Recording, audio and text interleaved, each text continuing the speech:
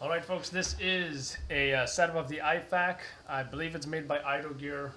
First of all, this is my current duty or battle belt setup.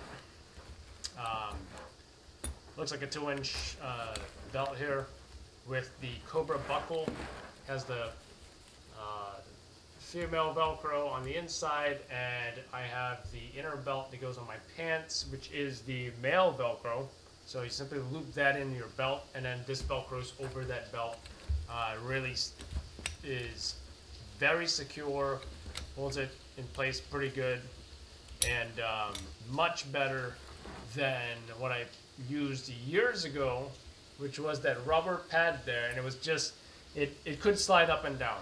It was pretty secure, but depending on your activities, it could slide up or down, right? I mean, it's great for like if you put it over jackets or whatever, but this is my main primary preference. And this is what some of the items I got in here. I got the Grimlock here with gloves. Right now I'm running a lot of multicam black, like a combat shirt, pants, balaclava, etc. So I'm also running the black gloves by Mechanics. This is the fast fit, no need for Velcro or whatever. You got a pistol mag pouch, a fast mag. I think this is made by Idogear as well. No retention needed because it's just super secure. You got elastic here, and you've got, looks like laser cut molly webbing, so you could theoretically attach additional pouches if you wanted to, and there's also loops here to attach bungee cords if you need that additional retention. But I find this elastic here, and just the fact that it's the entire length of that magazine pouch, makes it super secure. It's not going anywhere. Same thing with this fast mag pouch. Again, you can attach these rubber bands come with it, and you can attach it higher up on that fast mag if you needed additional retention. I mean, really no complaints with this, and it's cheap. So if you're looking to save money, this is the way to go as well, versus the Kiwis or whatever.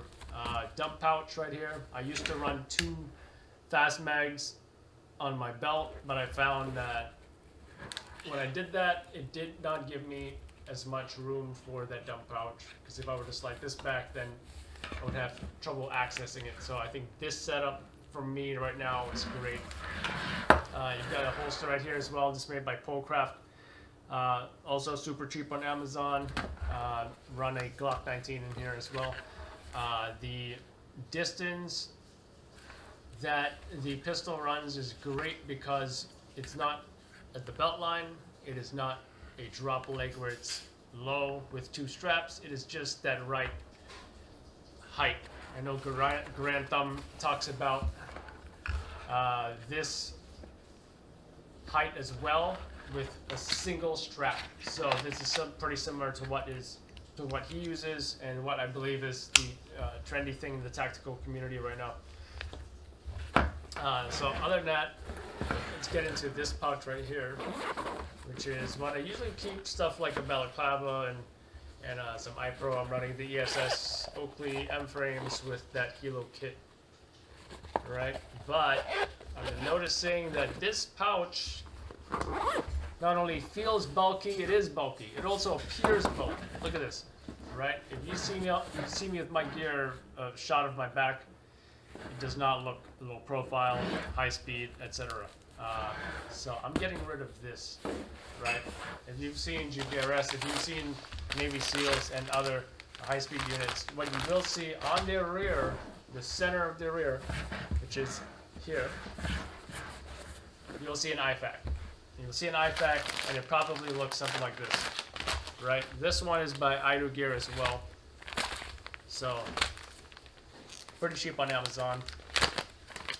And this is the unboxing. First time I've ever touched it, unboxed it, whatever.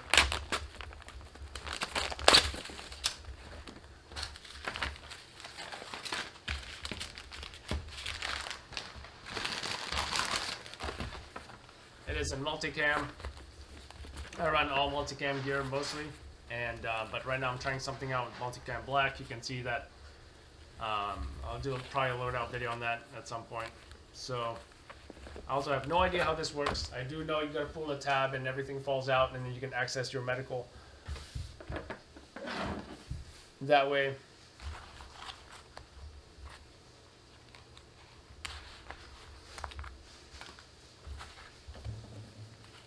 So it comes with these molly straps, and you would just attach it right in the middle, like so. But I am kind of curious about how this works. There's your plus sign, red cross, black cross, or whatever, indicating this is where you keep your medical supplies, your trauma supplies, or your IFAK, pretty much improvised first aid kit. Now,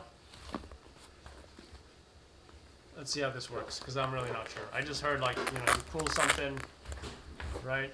You pull this. So this is a piece of cord. It is stuck to this two things right here, and there's Velcro underneath, and the Velcro's in place here, right?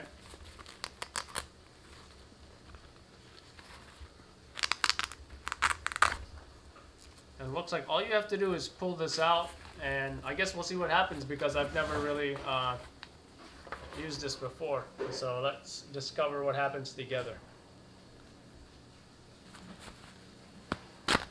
Okay, so that came out pretty easily. Now what happens? Now everything just falls out. Okay, so looks like how it works, pretty simple. Right, everything is held together by this pull cord, right? In fact, I assume you can probably even leave it like that if you wanted to, but you know, I think everyone knows, hey, slip your two fingers in, grab that, pull it out, everything should pull out, and now you can access your medical here. You can put a whole bunch of medical items in here, whatever you want. Let's go into my old EMT bag and see what we can stuff in here. Alright, grab my old EMT bag. Let's see what we can do. Triangular bandage, right? These are great for doing slings. You know, someone breaks an arm, right?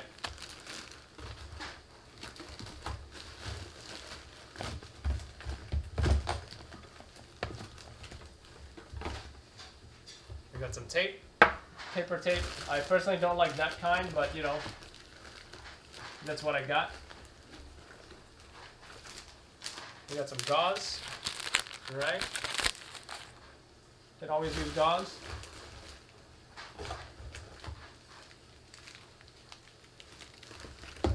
We got some roller gauze that comes in handy for bandaging.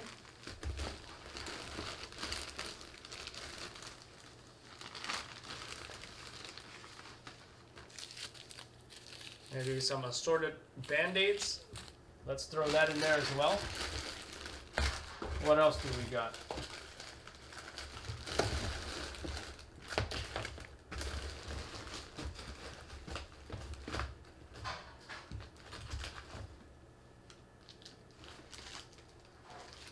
IV start set. I really don't think I'm going to need that. I don't even know how to do an IV. Alcohol prep pads, those come in handy, right? Don't know if I have more of those. So yeah, I think that's good for now.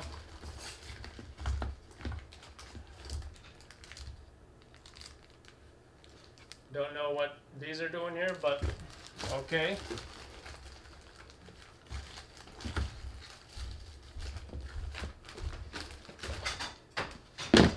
So yeah, we're gonna put this stuff in here for now.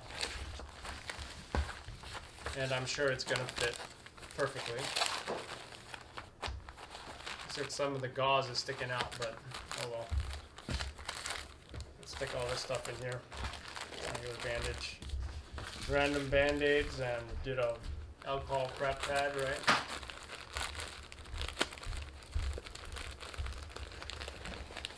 Looks like it's all fitting. Looks like it all fits. Now let's see, how do we do this? Something smells funny, by the way. Yeah, this smells funny. This whole pouch smells funny. I'm sure that funny odor will go away. And at this point, this is the first time I ever did this, but I guess we'll find out how this works.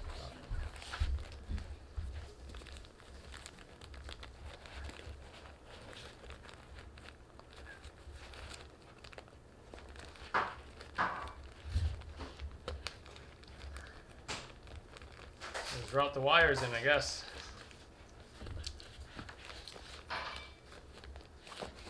There we go. See if I can zoom that in for you.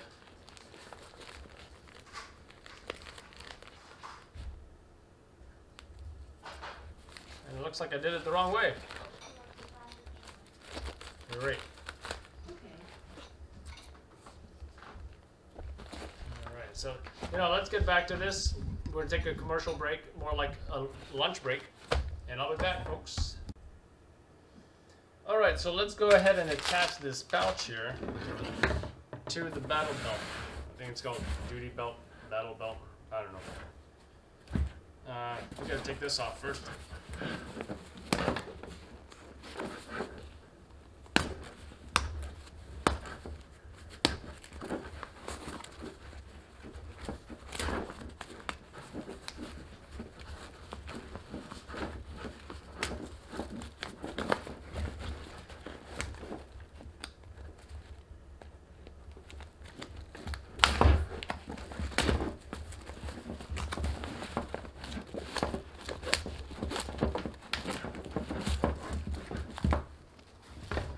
That's off. You got to find the center point here because we want it directly in the center, right? Oops, and everything just fell out. Just realized I did not secure the bottom of the IFAK prior to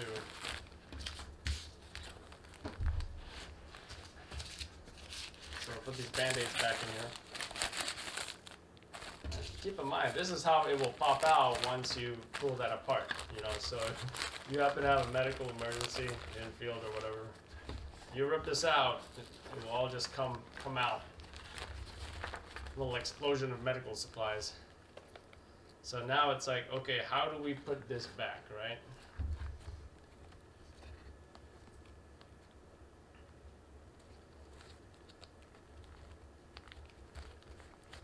I think I'm just going to do it one side each first. See how that works out. Oh, you know what? Let's try this. So let's try it bilaterally. Yeah.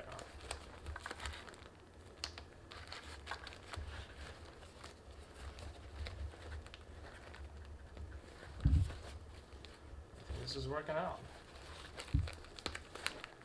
So this cable is really flexible, so I don't think you're going to bend it out of shape or anything.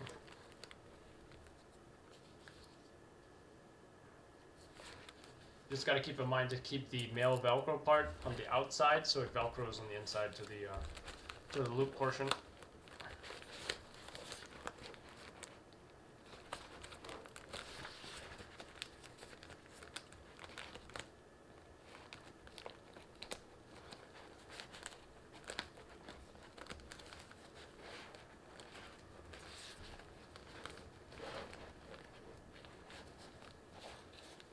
And there you go. That's pretty much it, right? Make sure that L part is at the top there, just like that. The ends of each wire should be sticking out just a little bit. And then you're going to stick this in there and make sure it's Velcroed. That's pretty much it, right? I guess don't have it too high. You're blocking the medical sign there, the plus. The black cross, so to speak. Right, there you go, that's it. So again, to release the supplies, simply unvelcro it and just pull down hard on this, and that will unleash your medical supplies. So now, what real estate are we dealing with as far as the molly webbing goes? It looks like you're dealing with the real estate of at least 1, 2, 3, 4, 5-ish I want to say even possibly 6 rows of MOLLE webbing, right? Actually, you've got 3 here. You've got an estimated 2, 1, 2, 3, 4, 5, 6, 7 rows of MOLLE webbing. What do we have available? Well, let's see. First of all, let's find that center again.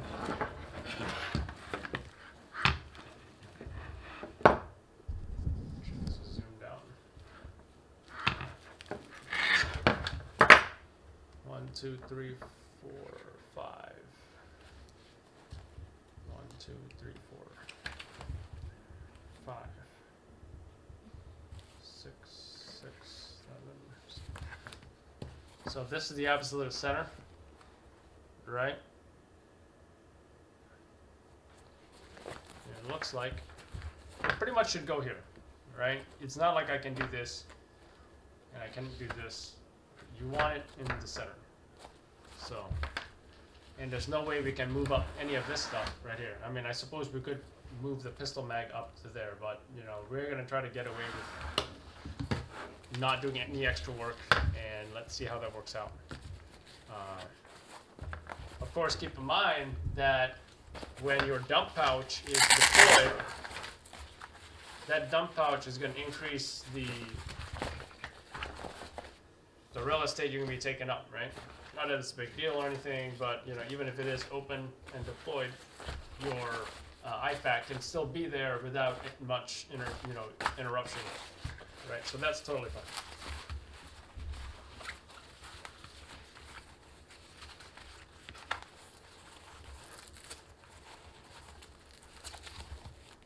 So we're just gonna do it on, yeah, we're gonna do 2.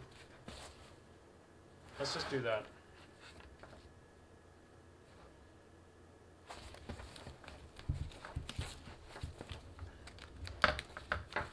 Actually, you know what? Let's test it out first. Let's test it out. It appears to look just fine right now, but I want to see it the way it's. And that's the center. Nope. It just feels it's kind of weird because that's the center and it's a little bit offset to the right. So I do really feel it should be absolute center according to GBRS.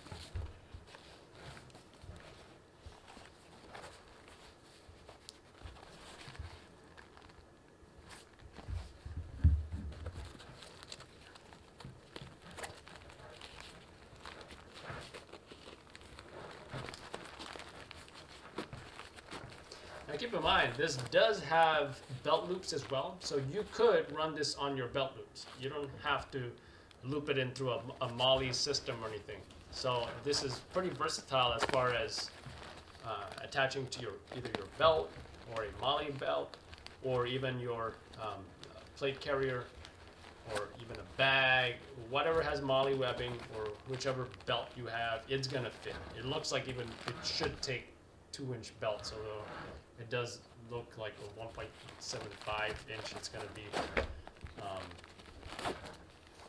ideal. Right now, I just feel this is so much more centered, and this is the way you want to be running it, even though there's some conflict with the dump pouch. But you know, I'd rather have it centered, and I'd rather have it visually correct as well.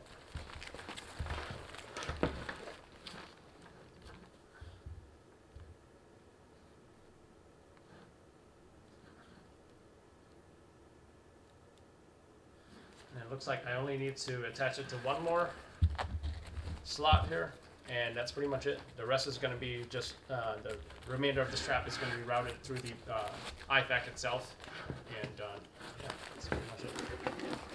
Let's look at it on the other side here.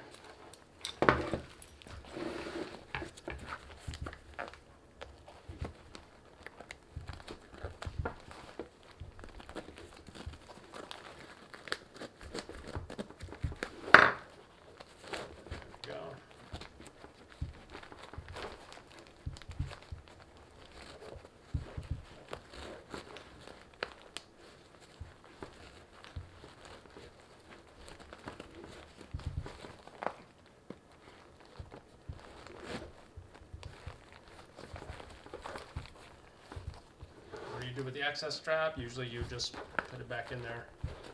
You don't want it dangling like that. So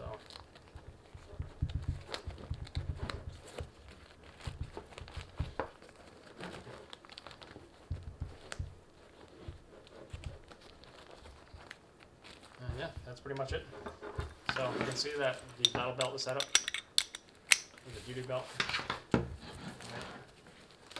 course, the most amount of available real estate is going to be on your right side, which I don't know what I would attach to here.